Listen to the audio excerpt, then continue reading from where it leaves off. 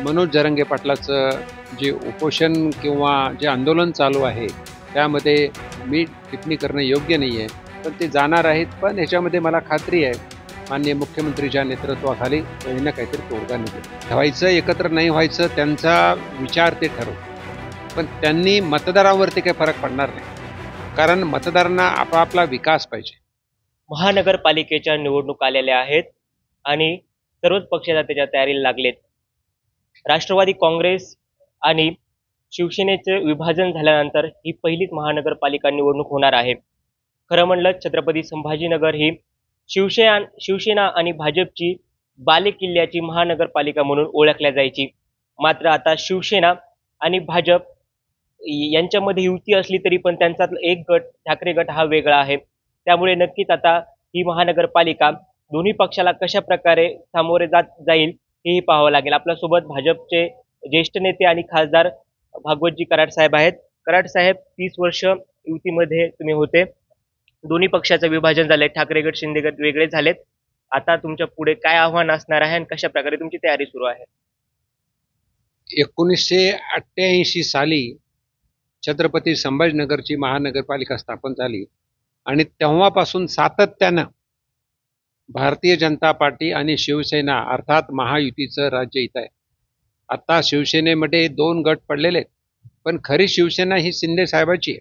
कारण बाळासाहेबांचे विचार, हिंदुत्वाचा विचार, राष्ट्रवाद आणि धनुष्यबाण हे माननीय एकनाथजी शिंदे साहेबांकडे असल्यामुळे शिवसेना जी अर्थात बाळासाहेबांची शिवसेना आणि भारतीय जनता पार्टी हे आम्ही बरोबर राहून या महायुतीच्या माध्यमातून ही महानगरपालिका आम्ही ताब्यात घेऊ. पण हे करत असताना या शहरामध्ये भारतीय जनता पार्टीची ताकद वाढलेली आहे. म्हणून भारतीय जनता पार्टीचे जास्तीत जास्त नगरसेवक निवडून येतील याची मला खात्री आहे. अनेक वर्षानंतर आता दोन्ही ठाकरे बंधू एकत्र येतील असं चर्चा सुरू आहेत आणि त्यांचे ते संकेत सुद्धा देत आहेत. एकीकडे ठाकरे बंधू एकत्र येत आहे, पण दुसरीकडे महायुतीमध्ये आता महानगरपालिकेमध्ये युती होईल का हे नेत्यांकडून स्पष्ट करण्यात आलेलं नाही. म्हणजे कुठे ना कुठे दोन्ही ठाकरे बंधू एकत्र आले तर त्याचा तुम्हाला तोटा होईल का? ठाकरे कुटुंबाचं एकत्रीकरण होत आहे असं पेपरमध्ये आम्ही वाचतोय, अर्थात टीव्हीमध्ये पाहतोय. ते झाले, व्हायचं एकत्र नाही व्हायचं त्यांचा विचार ते ठरवतील. पण त्यांनी मतदारांवरती काही फरक पडणार नाही.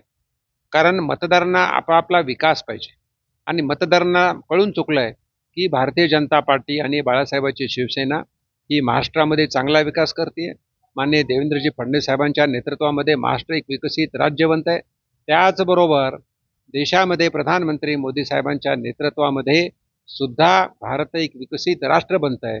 भारताचा विकास होतोय, भारताचा विकासाचा दर वाढतोय. आणि एवढंच नाही तर एक स्थानिक स्वराज्य संस्थेचं जर घेतलं झालं तर आम्ही युती करण्याचा प्रयत्न करू. आणि युती करण्याचा प्रयत्न करत असताना फक्त जागावरती थोडं बहुत हे होण्याची शक्यता आहे. पण भारतीय जनता पार्टी सध्या संभाजीनगर शहरामध्ये नक्कीच मोठा भाऊ म्हणून उदयास येईल याची मला खात्री आहे. अनेक वर्षापासून शहरामध्ये पाण्याचा प्रश्न होता. मुख्यमंत्र्यांच्या हस्ते उद्घाटन झाल्यानंतर तो पाण्याचा प्रश्न पण आता सुटतोय. पण दुसरीकडे तुमचे जे विरोधक आहे इम्तियाज जलील हे म्हणताय की महानगरपालिका निवडणूक आता हे धार्मिकच्या नावावर लढवले जाईल, कारण की त्यांच्याकडे आता दुसरे मुद्दे राहिले नाहीत. तर तुम्ही कसे सगळ्याकडे बघता आणि तुमची ही निवडणूक तुम्ही कोणती उद्दिष्ट ठेवून लढणार आहात? माजी खासदार इम्तियाज जलीलनी जो प्रश्न उभा केलेला आहे, धार्मिक याच्यावरती निवडणूक लढवली जाईल, धार्मिक मुद्द्यावरती. पण सुरुवातीपासून भारतीय जनता पार्टीचा विचार हिंदुत्व विचाराचाच आहे. म्हणून हिंदुत्व हा आमचा एक मुद्दा असणारच आहे. पण हिंदुत्वाबरोबर छत्रपती संभाजीनगर शहराचा विकास, संभाजीनगर शहरामधील पिण्याचा पाण्याचा प्रश्न असेल, ड्रेनेजचा प्रश्न असेल, रोजगारांचा प्रश्न असेल, लॉ अँड ऑर्डरचा प्रश्न असेल, या सर्व गोष्टीचा नक्कीच या ठिकाणी विचार केला जाईल. आणि ते हाताळण्यासाठी फक्त आणि फक्त युतीच्या माध्यमातून भारतीय जनता पार्टीचं काम खूप चांगलं आहे याची जनतेला कल्पना आहे. म्हणून मी जसं म्हणालो की भारतीय जनता पार्टी सर्वात मोठा पक्ष म्हणून पुढे येईल याची आम्हाला खात्री आहे. अर्थात मेजॉरिटी लागणारी संख्यासुद्धा आम्ही मिळवण्याचा प्रयत्न करणार आहोत.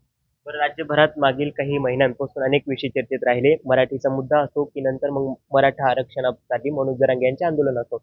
आता मनोज जरांगे मुंबईला जाणार आहेत. तर तुम्ही एक पक्ष म्हणून कशा प्रकारे हे बघता, कारण की ते सातत्याने तुमच्या पक्षावर किंवा तुमच्या नेत्यावर टार्गेट करत असतात.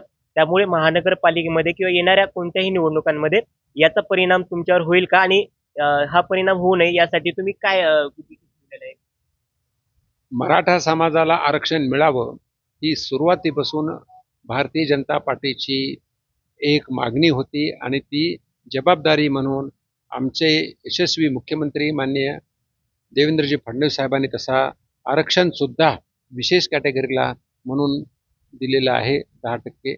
पण मनोज जरांगे पाटलाचं जे उपोषण किंवा जे आंदोलन चालू आहे त्यामध्ये मी टिप्पणी करणं योग्य नाही आहे. पण ते जाणार आहेत. पण ह्याच्यामध्ये मला खात्री आहे माननीय मुख्यमंत्रीच्या नेतृत्वाखाली काही ना काहीतरी तोडगा निघेल. तुम्ही सुद्धा महापौर म्हणून राहिलेले आहात संभाजीनगर महानगरपालिकेमध्ये. अनेक वर्षापासून तुम्ही स्थानिक आणि राष्ट्रीय राजकारणामध्ये सक्रिय आहात.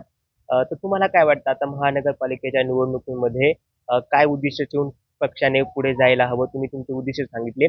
पण कशा प्रकारे महानगरपालिकेच्या दृष्टीने तुम्ही अजून शहराचा विकास करण्यासाठी किंवा आणखीन उद्योग शहरात आणण्यासाठी काय काय प्रयत्न करणार आहात? महानगरपालिकेचा मी 2 वेळेस महापौर होतो आणि 1 वेळेस उपमहापौर होतो. तिन्ही टर्म मी पदाधिकारी होतो. महानगरपालिकेचा अभ्यास मला चांगला आहे आणि त्याचबरोबर पक्षाने मला संधी केंद्रीय राजकारणामध्ये सुद्धा दिल्यामुळे या शहरामध्ये जास्तीत जास्त इन्व्हेस्टमेंट आणण्याचा प्रयत्न केला. जवळजवळ 1,00,000 कोटीची इन्व्हेस्टमेंट या शहरामध्ये आलेली आहे.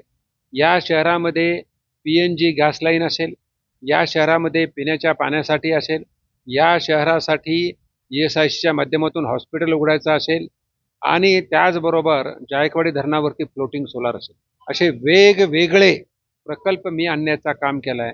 रेल्वेचं दुहेरीकरण असेल, रेल्वे स्टेशनचं नूतनीकरण असेल आणि साऊंड अँड लाईट शो असतील, एअरपोर्ट एक्सपान्शन असेल, सी डॉपलर रडार असेल शेतकऱ्यांसाठी, अशा बऱ्याच गोष्टी सांगता येतील. आणि असा हा मागच्या 5 वर्षापासून मी प्रयत्न करतोय आणि त्याला प्रधानमंत्री मोदी साहेबांच्या नेतृत्वामध्ये यश पण आलेलं आहे. एकंदरीत महाराष्ट्राच्या दृष्टीनं हे संभाजीनगर शहर हे एक ग्रोथ इंजिन असणार आहे. खरा विकास या संभाजीनगर शहरापासून होणार आहे, मराठवाड्यासाठी होणार आहे. म्हणून त्यासाठी आम्ही प्रयत्न करत आहोत. भाजपची महानगरपालिकेत सत्ता असेल? 100% भाजपची सत्ता येईल याची आम्हाला खात्री आहे. भाजपची असेल का युतीची असेल? आम्ही भाजप म्हणून पक्षाचा म्हणून भाजपचा मी प्रयत्न करतोय. पण भाजप आणि समजा उद्या आमचे जास्त नगरसेवक जरी आले तरी आम्ही महायुती म्हणून आम्ही दोन्ही पक्ष अर्थात शिंदे साहेब बाळासाहेबांची शिवसेना आणि अजितदादा पवारांचा राष्ट्रवादी गट आम्ही बरोबर राहू. पण निवडणुकीमध्ये आम्ही जास्तीत जास्त नगरसेवक निवडून आणणार ह्याची आम्हाला खात्री आहे. शेवटचा प्रश्न, तुमच्या पदाधिकारी कार्यकर्त्यांना तयारीसाठी काय तुमचा सल्ला आहे? आमचे जे शहरामध्ये एकूण 20 प्रभाग जे झालेले आहेत, आम्ही 20 प्रभाग निवडून काढलेले आहेत. त्या भागातले लोक कामाला लागलेले आहेत आणि आता गणपती उत्सव आहे, गणेश महोत्सव आहे.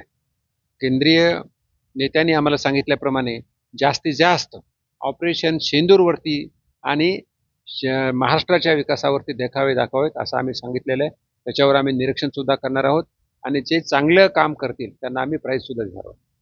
नक्कीच येणारी महानगरपालिका निवडणूक ही आम्ही विकासाच्या मुद्द्यावर लढू आणि आमचं जे हिंदुत्व आहे आम्ही ते न सोडता आम्ही ती निवडणूक लढणार आहोत. आणि नक्कीच आम्ही महायुती म्हणून किंवा मग स्वतः भाजप बळावर सुद्धा ही निवडणूक जिंकेल असं भागवतजी कराड यांनी म्हटलं आहे. मी रामबुधवंत, नवराष्ट्र, छत्रपती संभाजीनगर.